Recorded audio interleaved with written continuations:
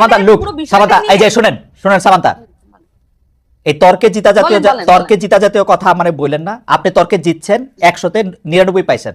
জিজ্ঞেস করতে চাই জি জি করেন যে আপনি উত্তর দিতে পারেন, স্নিগ্ধাপা উত্তর ওটা হচ্ছে ব্যক্তির স্বাধীনতার মাত্রা কতটুকু, কি কি এটা ব্যক্তি স্বাধীনতার কোনো মাত্রা নাই সামান্তা, আমার উত্তর আমি দিলাম, ব্যক্তি স্বাধীনতার কোনো মাত্রা নাই। ব্যক্তি স্বাধীনতা দিয়ে বুঝবে একটা ক্রাইম করা পর্যন্ত আপনার জন্য সিআরপিসি আছে, পেনাল কোড আছে, এর বাইরে যদি সে কোনো কিছু করে সেটা আইনভাবে ব্যবস্থা নেবে। একটা ব্যক্তির স্বাধীনতা কত সালের পেনাল কোড আপনি নতুন করে করেন, আপনারা ক্ষমতায় আসেন নতুন করে করেন, যেটা এক্সিস্টিং আছে সেটার কথাই। এখনকার পেনাল কোড কত সালের? এখনকার পেনাল কোড কত সালের মানে কি? পেনাল কোড তো পেনাল কোডের তো প্রতিদিন কত সালের পেনাল কোডের মধ্যে অনেক চেঞ্জ আছে। এটা 1858 সালে এই যে শেখানো পড়ানো বুলির পাশাপাশি এইটাও শোনেন, 1858 সালে যে পেনাল কোড আছে, বাংলাদেশে প্রতিদিন নতুন নতুন করে যে আইনগুলি চেঞ্জ হয়েছে।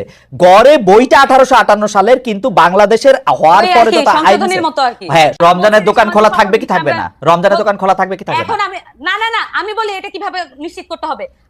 আপনারা বলবেন যে এটা আপনাদের উইশ, যা থাকবেন আপনার কি ইচ্ছা।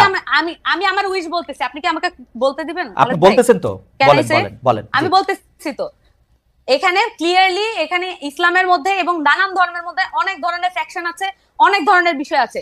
প্রত্যেকের এমন করে দিক, এমন ভাবে বোর্ড গঠন করে দিক যেখানে এই যে তাত্ত্বিক আলাপটা হোক। সেটার জন্য তো আমরা ওয়েল ইকুইপড না। আমাদেরকে যদি ফ্যাসিলিটেট করতে বলে, আমাদেরকে যদি জনতার সেই দায়িত্ব দেয়, আমরা সেটা করব।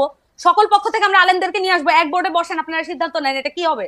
কিন্তু যে কোনো একটা পার্টি এটা হ্যাঁ না বা এটা বলে দিল, আর সেটাই হচ্ছে ওই বাংলাদেশের রুলস হয়ে যাবে। ধরেন জামাত বলছে যে এটা করা, আমি বলতেছি জামাত বলছে এটা করা উচিত না, আমরা বলতেছি এটা করা উচিত, তাহলে বাংলাদেশের জনগণ কি করবে? এর কথা শুনবে, তাহলে বিভাজন আরো স্পষ্ট করি আমরা।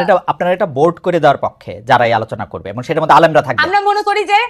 আমরা মনে করি স্পেশালাইজ যে কোনো বিষয় যখন আপনি মনে করতেছেন যে আমি মনে করতেছি যে এটা, আমি মনে করি সেটা আপনি মনে করতেছেন এটা স্পেশালাইজড বিষয়। আমি বলতেছি ভাই এটা স্পেশালাইজড বিষয়, আমি মনে করতেছি এটা স্পেশালাইজড বিষয়। এবং এইটা আমি রাস্তায় খাবো কি খাবো না, মানে রেস্টুরেন্টে খাবো কি খাবো না, এটা স্পেশালাইজড বিষয়।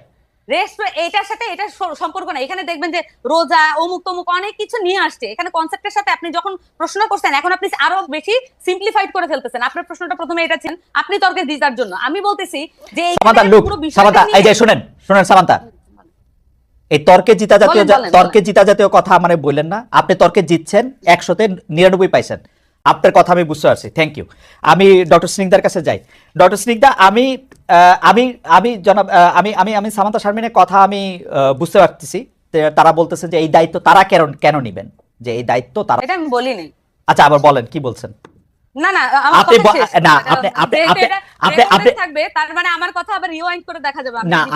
আপনি এটা বলতেছেন না যে এই সিদ্ধান্ত এনসিপি দিবে না, আপনি এটা বলেন নাই যে? আমি বারবার বলেছি এনসিপির কাছে যদি জনগণ সকলে মিলে বলুক এনসিপি এটা সলভ করতে হবে, কিন্তু তা তো না। এক একটা পলিটিক্যাল পার্টি, এক একটা জনগোষ্ঠী এক একটা পলিটিক্যাল পার্টি করে। তাহলে এই যে এতগুলো মানুষের দায়িত্ব তো আমরা যদি নিতে চাই, তাহলে আমাদেরকে তো ফর্মালি দিতে হবে, করে আমরা এই সমাধানগুলো দিয়ে দিই। কিন্তু আমাদের রাষ্ট্রীয় কাঠামো আছে, আমাদের ইসলামিক ফাউন্ডেশন নাই।